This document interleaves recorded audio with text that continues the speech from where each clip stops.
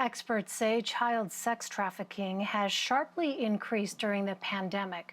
Earlier, I spoke with Tim Ballard. He's the founder and CEO of Operation Underground Railroad, an organization assisting law enforcement agencies to combat global sex slavery. He's also on the White House Advisory Council to end human trafficking. In March, the FBI warned school closures due to the coronavirus would heighten the risk of child exploitation. I asked Ballard why. Well, we saw the FBI report. We knew exactly what was going to happen. I've been doing this for 17 years, and we understand the power that infrastructure around children is to protect them. In this case, schools, after-school programs. Instead, what the shutdowns and the lockdowns did was put kids in a corner of their homes, and they were told, hey, look, take your iPhone, take your laptop. Me and mom have to go scavenge for food and save our jobs. And these kids are home alone without that infrastructure that keeps them safe. And the danger is the pedophiles. In the United States, we're the #1 consumers in the world for child exploitation material. And so these pedophiles also locked down, also at home, also with their smartphones and laptops. They know that these kids are sitting ducks. In fact, we have heard from our law enforcement friends around the world on the chat or in the dark net, they're actually saying things like it's harvest time. They're sitting ducks. And so what we see is an increase in communication between pedophiles and children who are being duped. They come on pretending they're friends, their new friends who are following on Facebook, or they go on to game with the kids. And the parents are kind of oblivious. They're distracted with other things.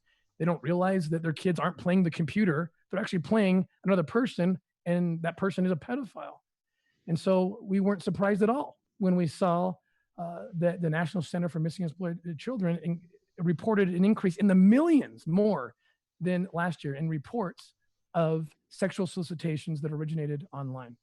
So the United Nations has also highlighted this problem, specifically the Office on Drugs and Crime, which has warned of increased vulnerability for human trafficking during the pandemic, saying that lockdowns and confinement can reinforce the isolation of victims and reduce drastically any chance of them being identified and removed from such exploitative situations. It also highlighted societal inequalities that are among the root causes of human trafficking and how they have been exacerbated by the pandemic. Tim, do you think enough has been done to address those root causes that lay the foundation for child trafficking? Absolutely not. And that is it is absolutely a structural, systemic problem that begins, the root begins with poverty, right? It begins with lack of opportunity, lack of protection, lack of infrastructure we've talked about.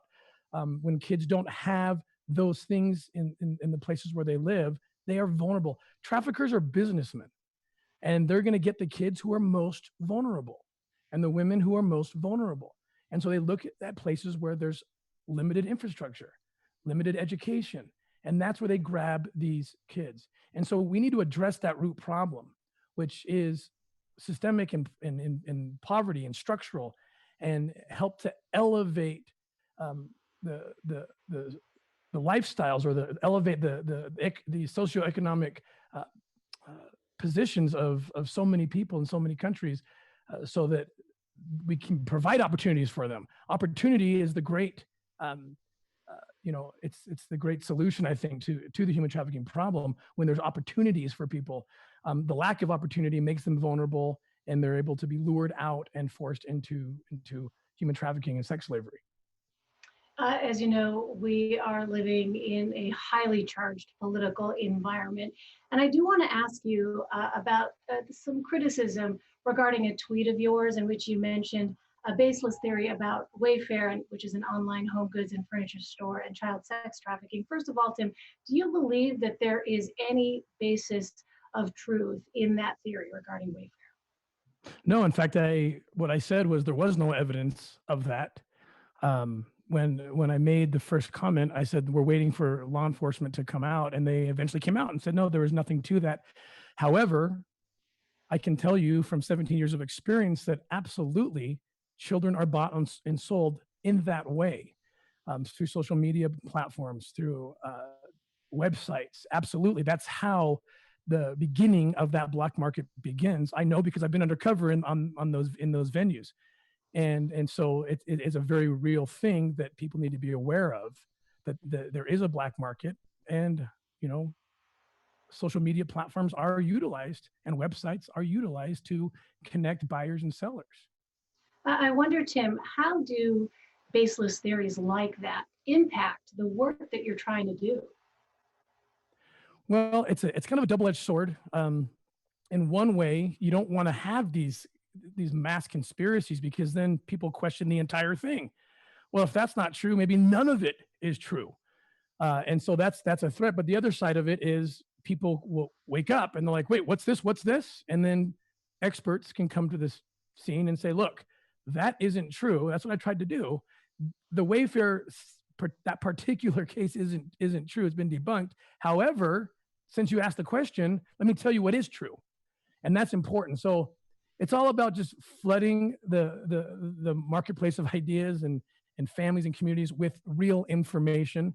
So in many ways, it's been good that they're asking, because then they're going to get truth that we hope will help protect their children. So Tim, let me ask you what you think ultimately in this moment, now we are months into this pandemic, the solution is, because you talked about how you wished earlier on there had been a more protracted effort to educate parents about the perils of online exploitation as these lockdowns were occurring. What do you think needs to be done right now to combat this problem of child exploitation and trafficking? I think the number one thing to prevent this is truly education. And I think more needs to be done at the federal level to educate, to provide data.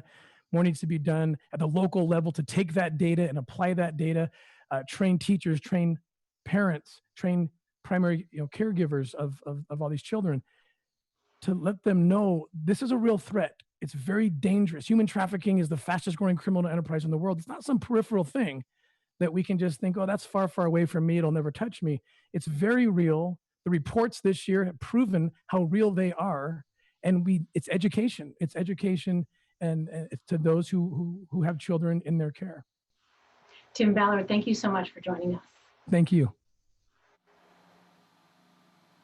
If you know a child you believe is being exploited online, you can contact cybertipline.org or call 1-800-THE-LOST.